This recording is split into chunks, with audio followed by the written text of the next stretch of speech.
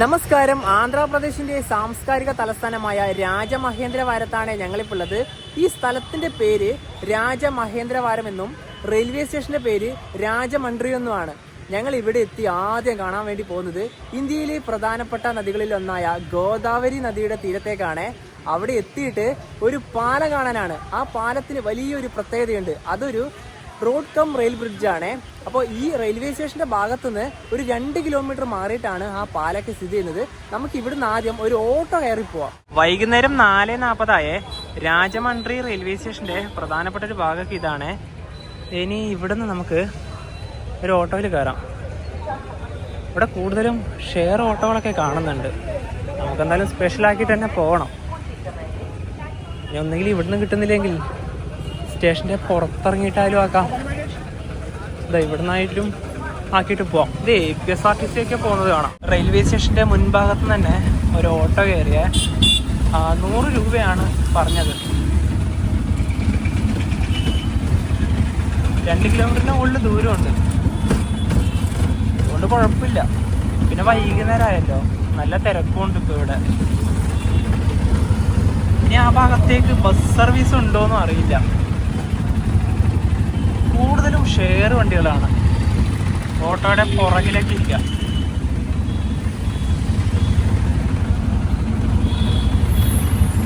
ഞങ്ങൾ ആദ്യമായിട്ടാണ് ഈ ഒരു ടൗൺ ഏരിയയിലേക്കൊക്കെ വരുന്നത്. കൂടുതലും ട്രെയിൻ വഴി കടന്നു പോവുകയാണല്ലോ പതിവ്.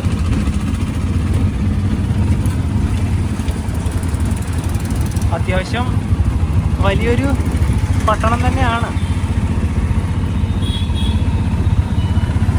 ഇവിടുന്ന് കുറച്ച് മാറിയിട്ടാണ് ബസ് സ്റ്റാൻഡ്.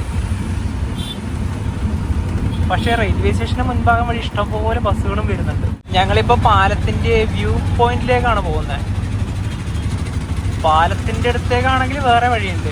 അതായത് നമുക്ക് മുകളിലാണ് പാലം വരുന്നത്, അതായത് റോഡ് വരുന്നത്. താഴിലൂടെ റെയിൽ ട്രാക്കും. നമുക്ക് അതിലൂടെ പോയിട്ട് കാര്യമില്ല. നമുക്ക് ആ ഒരു പാലത്തിനെ മുഴുവനായിട്ട് കാണണമല്ലോ, അതായത് ട്രെയിനൊക്കെ പോകുന്ന ഒരു കാഴ്ച. അപ്പോൾ ഇതിലൂടെ പോവാം. ഈ കാണുന്നതാണ് കൊവ്വൂർ ബ്രിഡ്ജ്. അതായത് മുകളിലൂടെ ഇപ്പോൾ ഓൾറെഡി ആ റോഡ് പോയി. ഇനിയിപ്പോൾ ഇവിടുന്ന് റെയിൽ ട്രാക്ക് കണക്റ്റ് ആവും. ഇതാ റെയിൽ ട്രാക്ക് ഇതാ ഇതിലൂടെ പോകുന്നതാണ്. ശരിക്കും ഈ പാലം ഒരു അടിപൊളി പാലാണ് കേട്ടോ. രാത്രിയിലാണ് കാണാൻ നല്ല ഭംഗി. ലൈറ്റൊക്കെ ഇട്ട് മനോഹരമാണ്. അപ്പം നമുക്ക് ഇതാ ഈ കുറച്ച് പോയി കഴിഞ്ഞാൽ അവിടെ ഇറങ്ങിയിട്ട് ആ ട്രെയിനൊക്കെ പോകുന്നൊരു കാഴ്ചയൊക്കെ കാണാം. ഓട്ടോയിൽ ഇവിടെയാണ് വന്നിറങ്ങിയത്. ഇവിടെയാണ് വ്യൂ പോയിന്റ് ഉള്ളത്. അതൊരു പാർക്കാണ്. പക്ഷെ ഇപ്പം അവിടെ നവീകരണം കാരണം ക്ലോസ് ആക്കിയിട്ടാണ് ഉള്ളത്. അപ്പോൾ നമുക്ക് ഇവിടുന്ന് ഇപ്പം കാണാൻ പറ്റില്ല കേട്ടോ. ഞാൻ പറഞ്ഞില്ലേ, മുകൾ ഭാഗം വഴിയാണ് റോഡ് കടന്നു പോവുക. ഇതിലൂടെയാണ് റെയിൽ ട്രാക്ക്. അപ്പോൾ ഒരു സെറ്റപ്പ് പോലാണ് കേട്ടോ. ഇനിയിപ്പോൾ ഒരു ട്രെയിൻ വരട്ടെ. ഇവിടെ അത് ക്ലോസ് ആക്കിയത് കൊണ്ട് നമുക്ക് നല്ല കാഴ്ചകളാണ് നഷ്ടപ്പെട്ടതെന്ന് പറയാം. കാരണം ഇത് കാണാൻ വേണ്ടി മാത്രമാണ് ഞങ്ങൾ ഇങ്ങോട്ട് വന്നത്. ഇതിനിപ്പോൾ അങ്ങോട്ടും പോയിട്ടും പ്രത്യേകിച്ച് കാര്യം ഉണ്ടാവും തോന്നില്ല. അവിടെയൊക്കെ അടച്ചിട്ടാണ് ഉള്ളത്. പിന്നെ ഗോദാവരി നദിക്ക് കുറുകെയുള്ള ആർച്ച് ബ്രിഡ്ജ് അങ്ങ് ദൂരെയാണ്. നമ്മൾ കഴിഞ്ഞ ദിവസത്തെ വീഡിയോയിൽ നിങ്ങൾ കണ്ടിട്ടുണ്ടാവും, കൊറമാണ്ടൽ എക്സ്പ്രസ്സിൽ വന്ന ആ ഒരു കാഴ്ച. അപ്പോൾ അതിൽ വന്നത് ആ ഒരു പാലം വഴിയാണ്. അപ്പോൾ മൊത്തത്തിലിത് അടച്ചതുകൊണ്ട് ഇത് നമുക്ക് ഇങ്ങനെയാണ് കിട്ടുക. ആ മുകളിലൂടെ APSRTC ഒക്കെ പോകുന്നത് കാണാം. ആ പാലം വഴി പോകുന്ന ഒരു കാഴ്ച കണ്ട അടിപൊളിയല്ലേ?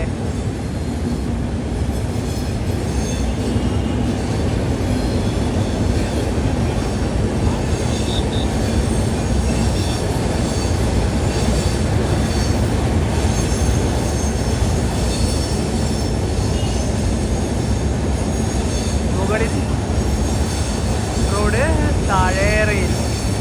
ശരിക്കും ഇതൊരു കിട്ടിന് വ്യൂ കിട്ടേണ്ടത് കുറച്ചുകൂടെ മുന്നോട്ട് പോയാലായിരുന്നു. പറഞ്ഞിട്ട് കാര്യമില്ല.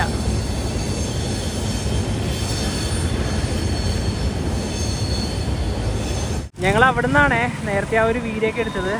കുറച്ചിങ്ങോട്ട് വന്നു, ഇവിടെ ഒരു ഓപ്പൺ സ്പേസ് കാണാം. ഇതേ ആ ഒരു പാലത്തിൻ്റെ കാഴ്ച. ഇവിടുന്ന് ഇനിയിപ്പോൾ ഒരു വന്ദേ ഭാരത് പോകാനുണ്ടേ, സിക്കന്ദരാബാദിലേക്കുള്ള വന്ദേ ഭാരത്. അതിൻ്റെ കാഴ്ച നമുക്ക് ഇവിടുന്ന് പകർത്താം. രാജമണ്ഡ്രിയിൽ ഗോദാവരി നദിക്ക് കുറുകെ ഈ 3 പാലങ്ങളാണ് പ്രധാനമായും ഉള്ളത്. അതിൽ ഏറ്റവും പ്രധാനപ്പെട്ട പാലം ഇത് തന്നെയാണ്, കൊവ്വൂർ ബ്രിഡ്ജ്. പിന്നെ ഒന്നുള്ളത് അങ്ങ് ആ ഒരു നടുഭാഗത്താണ്, അതാണ് പഴയ പാലം. അതിൻ്റെ പേര് ഹാവ്ലോക്ക് എന്നാണ്.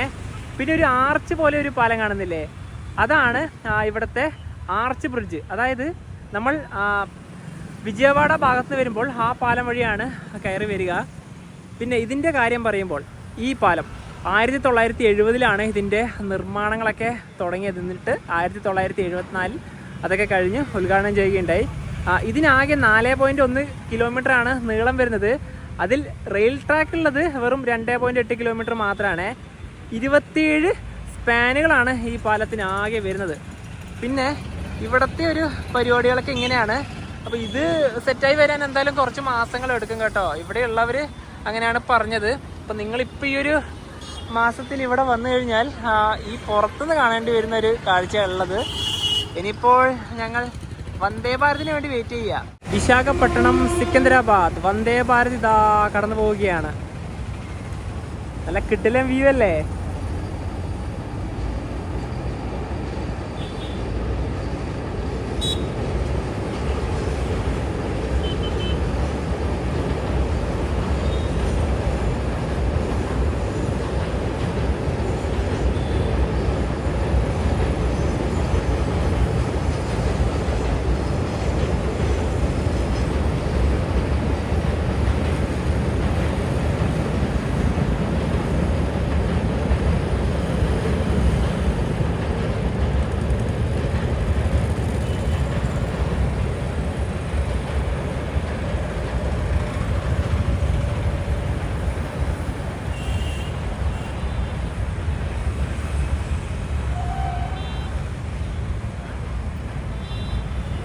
താഴെ വഴി വന്ദേ ഭാരത് പോകുമ്പോൾ മുകളിലൂടെ വണ്ടികൾ പോകുന്നു.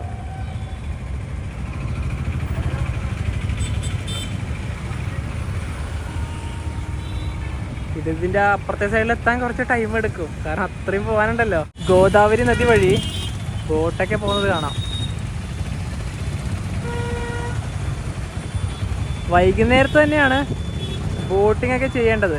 അപ്പോൾ ഇവിടെ നിന്ന് ഇതാ 3 പാലങ്ങളും ഒരേപോലെ നമുക്ക് കാണാനായി സാധിക്കും. ഇനി ഒരു വണ്ടി കൂടെ ഇതിലൂടെ വരാനുണ്ട്. പിന്നെ ഇവിടെ തന്നെ ഒരു വലിയ പ്രതിമയൊക്കെ കാണാം. ആർച്ച് ബ്രിഡ്ജ് വഴി ഒരു ഗുഡ്സ് ട്രെയിൻ പോകുന്നത് കാണാം. കാക്കിനാട പോർട്ട് തിരുപ്പതി എക്സ്പ്രസ് ഇതാ പോവുകയാണ്.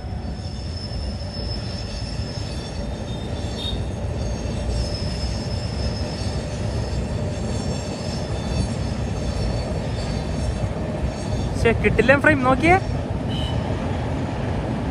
ഇനി വിമാനം കൂടി ഉണ്ടായിരുന്നെങ്കിൽ അടിപൊളിയായേനെ, എല്ലാ ഗതാഗതവും കിട്ടിയേനെ. എൻ്റെ മോനെ, ഇതാണ് ഇവിടെ നമുക്ക് താൽക്കാലിക ഒരു വിമാനം പറക്കുന്നത് കൂടെ വെച്ച് കഴിഞ്ഞാൽ എല്ലായി.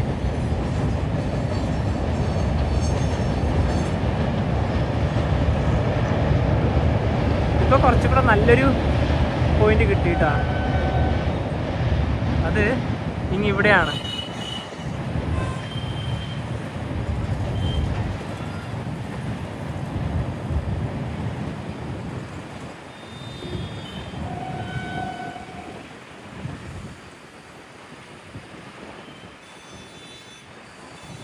ദക്ഷിണേന്ത്യയിലെ ഏറ്റവും വലിയ നദിയാണ് ഗോദാവരി എന്ന് പറയുന്നത്.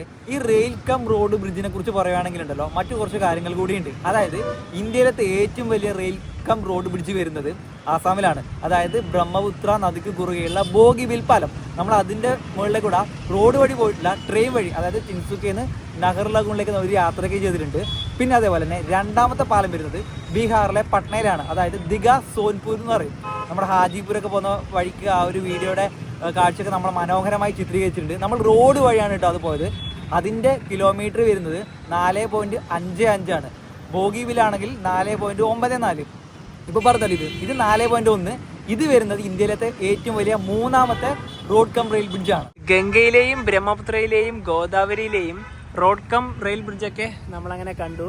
ഈ പാലത്തിന്റെ പേര് പറയുമ്പോൾ road cum rail bridge, rail cum road bridge എന്നൊക്കെ അങ്ങോട്ടും ഇങ്ങോട്ടും മാറിയിട്ടൊക്കെ പോകുന്നുണ്ട്. അതൊക്കെ ഒന്ന് ജസ്റ്റ് ക്ഷമിക്കുക. ഇനിയിപ്പോൾ ഇവിടുത്തെ കാഴ്ചകളൊക്കെ കണ്ടല്ലോ, ഞങ്ങളിനി നേരെ വിശാഖപട്ടണത്തേക്ക് പോവുകയാണ്. ട്രെയിൻ കയറിയിട്ട് തന്നെയാണ്.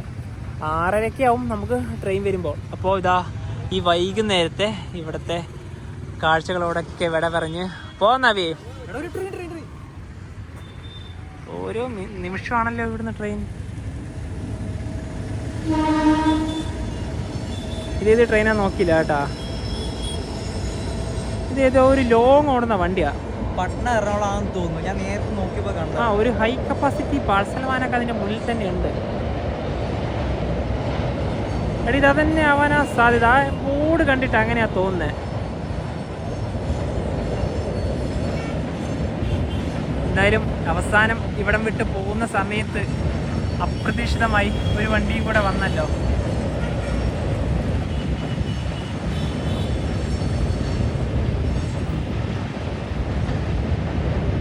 അങ്ങനെ ഇവിടെ നിന്നുള്ള അവസാനത്തെ സ്പോട്ടിങ്.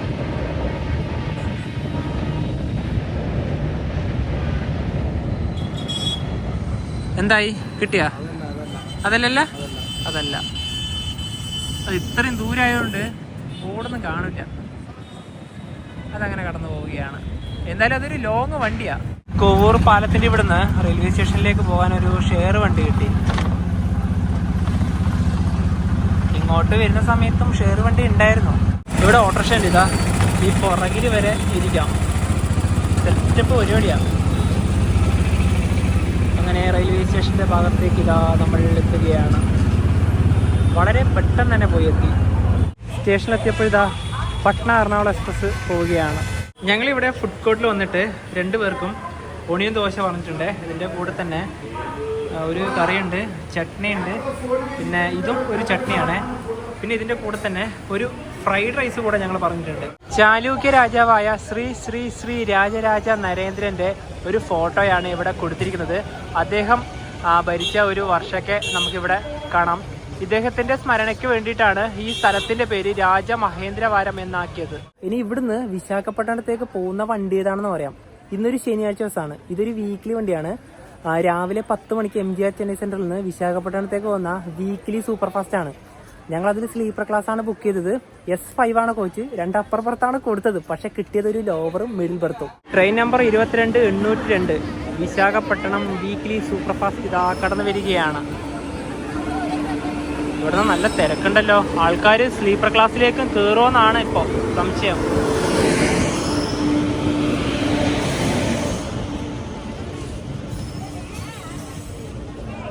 അണ്ടർസൈഡിലൊക്കെ നല്ല തിരക്കാ. S5 എവിടെയാണ് വരുന്നതെന്ന് അറിയില്ല. കാരണം ഇവിടെ കോച്ച് പൊസിഷൻ ഒന്നും എഴുതി കാണിക്കുന്നൊന്നുമില്ല. അപ്പൊ ഇവിടെയാണ് സ്ലീപ്പർ. S7 ഇപ്പോൾ മുന്നിലോട്ട് പോകണം. ആ ഭാഗത്ത് എവിടെയോ ആണ്. 6:48 രാജമണ്ഡ്രി റെയിൽവേ സ്റ്റേഷൻ. അങ്ങനെ ഇതാ ട്രെയിൻ എടുത്തു. ഈ സ്ഥലത്തിന് കുറേയേറെ പ്രത്യേകതയുണ്ട് കേട്ടോ. കാരണം ഈ തെലുങ്ക് ഭാഷയുടെ കേന്ദ്രം ഇവിടെയാണ്. ട്രെയിൻ ഇപ്പോൾ 130-ലാണ് പോയിക്കൊണ്ടിരിക്കുന്നത്. സമൽകോട്ടിലേക്ക് ഏകദേശം എത്താനായി. എന്തായാലും ഈ ട്രെയിനിൻ്റെ സ്പീഡ് ഇഷ്ടപ്പെട്ടില്ല. കാരണം എന്താ അറിയോ, രാജമണ്ഡ്രി വിട്ട ഉടനെ തന്നെ ആ ഒരു സ്പീഡ് ഇതുപോലെ കീപ്പ് ചെയ്ത് പോകുന്നുണ്ട് വണ്ടി. അതുകൊണ്ട് തന്നെ വലിയ ഡിലേ ഒന്നും ഇല്ല. ഇപ്പോൾ സ്പീഡ് കുറയുകയാണ്. 7:27 ട്രെയിൻ ഇപ്പോൾ സമൽകോട്ട് ജംഗ്ഷനിലേക്ക് എത്തുകയാണ്. ഇവിടെ 1 മിനിറ്റാണ് ട്രെയിൻ സ്റ്റോപ്പ് ഉള്ളത്. ഇവിടെ നിന്നാണ് കാക്കിനാടയിലേക്കുള്ള ലൈനുള്ളത്. 10 കിലോമീറ്ററാണ് ഇവിടുന്ന്.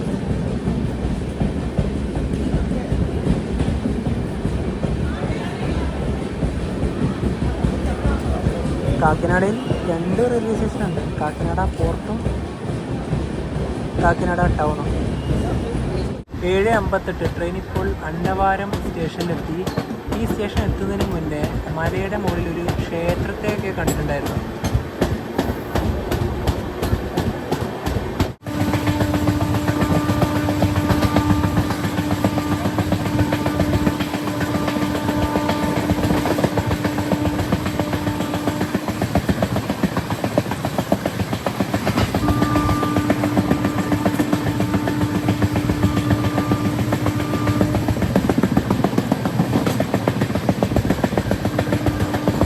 നമ്മുടെ കോച്ചിൽ തിരക്കേ ഇല്ല കേട്ടോ. ഇവിടെ ഒരു സൈഡ് ലോവറൊക്കെ ഉണ്ട്, ഇതൊക്കെ വേക്കൻ്റ് ആണ്.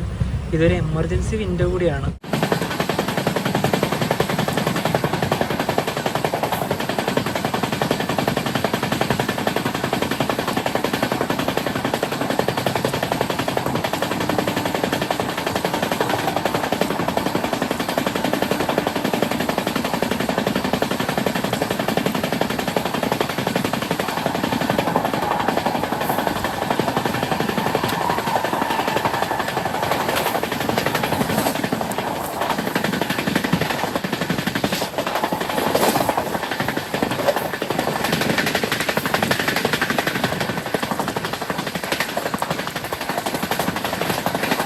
ഒമ്പത് 10 ട്രെയിൻ ഇപ്പോൾ അനകപ്പള്ളി സ്റ്റേഷനിലെത്തി.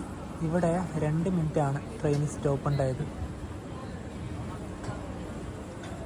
ഇനി അടുത്തത് ദുവാഡ.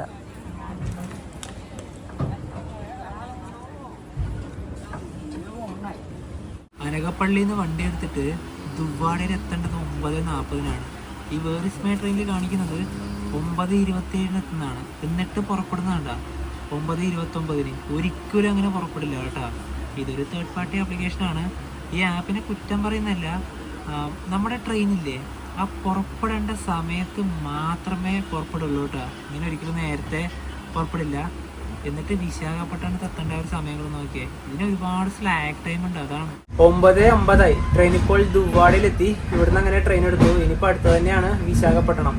ഞങ്ങൾക്ക് സ്ലീപ്പർ ക്ലാസ്സിൽ ഒരാൾക്ക് വന്ന ടിക്കറ്റ് ചാർജ് 200 രൂപയാണ്. ഈ വിശാഖപട്ടണത്തേക്ക് പോകുന്ന എല്ലാ ട്രെയിനുകൾക്കും ലോക്കോ റിവേഴ്സലുണ്ട്. ലോക്കോ റിവേഴ്സലൊക്കെ കഴിഞ്ഞിട്ടാണ് ഓരോ റൂട്ടിലോട്ടും പോകുന്നത്. എന്നാൽ വിശാഖപട്ടണത്തേക്ക് പോകാത്ത കുറച്ച് ട്രെയിനുകളുണ്ട്. ആ വണ്ടികളൊക്കെ എങ്ങനെ പോകുന്നത് വെച്ച് കഴിഞ്ഞാൽ ദുവാഡയിൽ നിന്ന് ബൈപ്പാസ് വഴി കയറിയിട്ട് നേരെ വിജയനഗരത്തേക്ക് പോകും. അങ്ങനെ പോകുന്നൊരു വണ്ടിയാണ് എറണാകുളം ടാറ്റാ നഗർ എക്സ്പ്രസ്.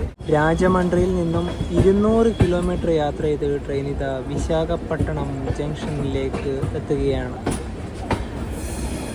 10:33 ഇപ്പോൾ. 7-ാം നമ്പർ പ്ലാറ്റ്ഫോമിലേക്കാണ് ട്രെയിൻ വരുന്നത്.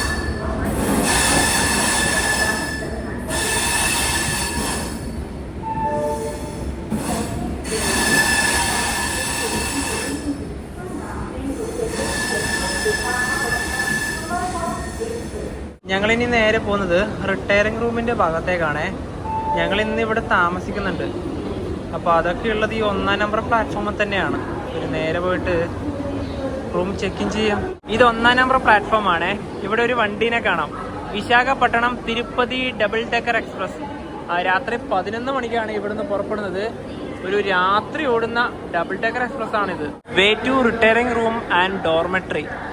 അപ്പോൾ ഇനിയിപ്പം ഫസ്റ്റ് ഫ്ലോറിലാണ് അതൊക്കെ വരുന്നത്. വിശാഖപട്ടണത്ത് ഞങ്ങളെടുത്ത റെയിൽവേയുടെ non-AC റിട്ടയറിംഗ് റൂം ഇതാണ്. 2 ഫാൻ ഇവിടെ ഉണ്ട്. പിന്നെ ഈ ഭാഗത്ത് തന്നെയാണ് ഒരു മിറർ ഉള്ളത്. ഒരു ചെയർ ഇവിടെയുണ്ട്, ഒരു ചെയർ ഇവിടെയുണ്ട്. പിന്നെ ടോയ്ലറ്റും ബാത്റൂമൊക്കെ വരുന്നത് ദേ ഇവിടെയാണ്. അത്യാവശ്യം കുഴപ്പമില്ലാത്തൊരു ഏരിയ തന്നെ പറയാം. പിന്നെ ഇവിടെ തന്നെ ഹീറ്റർ സംവിധാനമുണ്ട്. പിന്നെ നമുക്ക് വിരിക്കാനുള്ള ഒരു ഷീറ്റൊക്കെ തന്നത് ഇങ്ങനെ ഒരു കവറിലാണ്. അതായത് നമുക്ക് ട്രെയിനിൽ AC കോച്ചിലൊക്കെ കിട്ടുന്നൊരു കവറില്ലേ, അതുപോലെ തന്നെയാണ്. സൗത്ത് കോസ്റ്റ് റെയിൽവേ എന്നൊക്കെ പറഞ്ഞ് എഴുതി കാണാം, വിശാഖപട്ടണം ഡിവിഷൻ. ഇവിടെ AC ഡോർമെട്രി ഉണ്ട്, non-AC ഡോർമെട്രി ഉണ്ട്, AC റൂം ഉണ്ട്, non-AC റൂം ഉണ്ട്. നിങ്ങൾ ഇവിടെ റൂമൊക്കെ നോക്കുവാണെങ്കിൽ ഓൺലൈൻ വഴി ബുക്ക് ചെയ്തിട്ട് തന്നെ വരിക. ഞങ്ങൾ കഴിഞ്ഞ തവണ ഇവിടെ വന്ന സമയത്ത് AC റൂമാണ് കേട്ടോ എടുത്തത്. വലിയ പൈസയൊന്നുമില്ല. പിന്നെ ഇപ്പം ഞങ്ങൾ ചെക്ക് ഇൻ ചെയ്യുന്ന സമയത്ത് തന്നെ കുറേ ആൾക്കാർ വന്നിട്ട് ഓഫ്ലൈനായിട്ട് റൂമും ഡോർമെട്രിയൊക്കെ ഉണ്ടോ എന്ന് ചോദിക്കണ്ടായി. ആ സമയത്ത് ഇല്ലാന്നാണ് പറഞ്ഞത്. കാരണം ഓൺലൈൻ വഴി എല്ലാവരും ബുക്ക് ചെയ്യുമല്ലോ. പിന്നെ ഞങ്ങൾ ഈ ഒരു റൂം ബുക്ക് ചെയ്തത് 36 മണിക്കൂർ നേരത്തേക്കാണ്. അതായത് ഇന്ന് ശനിയാഴ്ചയാണ്. ഇന്ന് രാത്രി 8 മണി മുതൽ തിങ്കളാഴ്ച രാവിലെ വരെ. അതായത് തിങ്കളാഴ്ച രാവിലെ 8 മണി വരെ വരുന്ന സമയത്ത് നമുക്ക് വരുന്ന ചാർജ് 1186 രൂപയാണ്. ഒരു പക്ഷേ ഇവിടെ ഈ ഒരു റൂം കിട്ടിയില്ലെങ്കിൽ നമ്മൾ വിശാഖപട്ടണത്ത് ഏതെങ്കിലും പുറത്ത് പോയി എടുക്കേണ്ടി വരും. അപ്പം അതെന്ന് പറഞ്ഞാൽ 36 മണിക്കൂർ സ്ലോട്ടിലൊന്നല്ല കിട്ടുക, അത് 2 ദിവസത്തേക്ക് അറിയാലോ, അങ്ങനെ കിട്ടുള്ളൂ. അപ്പം അത് മിക്കവാറും ഈ ഒരു പൈസയിൽ എന്തായാലും കിട്ടുന്നു. അതെ, 11:04 ഇപ്പോ വിശാഖപട്ടണം റെയിൽവേ സ്റ്റേഷന്റെ പുറത്തേക്ക് ഇറങ്ങിയേ. ഇവിടെ തന്നെയാണ് ഓട്ടോ സ്റ്റാൻഡൊക്കെ വരുന്നത്. ഈ റെയിൽവേ സ്റ്റേഷന്റെ മുൻഭാഗത്ത് തന്നെ RK ബീച്ചിലേക്ക് നമുക്ക് ബസ്സൊക്കെ കിട്ടും കേട്ടോ. ബസ് ബേ ഒക്കെ ഉള്ളത് ഈ ഒരു ഏരിയയിലാണ്. ഈ സമയത്ത് എന്തായാലും ബസ്സൊന്നും ഉണ്ടാവില്ല. വേണമെങ്കിൽ ഇപ്പോൾ ഓട്ടോ ഒക്കെ ആക്കിയിട്ട് പോവാം. ഞങ്ങൾ നേരത്തെ എത്തിയിട്ടുണ്ടെങ്കിലുണ്ടല്ലോ ഒരു പക്ഷേ RK ബീച്ചിലേക്ക് പോയേനെ. പിന്നെ സ്റ്റേഷന് മുൻഭാഗം വഴി തന്നെ നല്ല അടിപൊളി വഴിയൊക്കെയാണ്. ഇവിടെ തന്നെ റെസ്റ്റോറൻറ്റുകളൊക്കെ ഉണ്ട്. ഞങ്ങളെന്തായാലും ജസ്റ്റ് ഇവിടെ വരെ ഇറങ്ങിയെന്നേ ഉള്ളൂ. എന്തായാലും ഇനിയിപ്പോൾ ഫുഡ് കഴിച്ച് നേരെ റൂമിലേക്ക് തന്നെ പോവാം. ഇവിടെ വന്നു കഴിഞ്ഞാൽ 2 വീലറുകളൊക്കെ റെൻറ്റിനെടുക്കാം. അതിൻ്റെ ആ ഒരു ഏരിയ വരുന്നത് ആ ഭാഗത്താണ്. സ്റ്റേഷൻ ഇങ്ങിതാ ഇവിടെ മുതൽ അങ്ങ് അവിടെ വരെ ഉണ്ട്. നല്ലൊരു അടിപൊളി സ്റ്റേഷൻ തന്നെയാണ്. വിശാഖപട്ടണം എന്നൊക്കെ എഴുതിയത് നമുക്കിവിടെ കാണാം. അങ്ങനെ പുറത്തൊക്കെ പോയി തിരിച്ച് റൂമിലേക്ക് എത്തിയേ.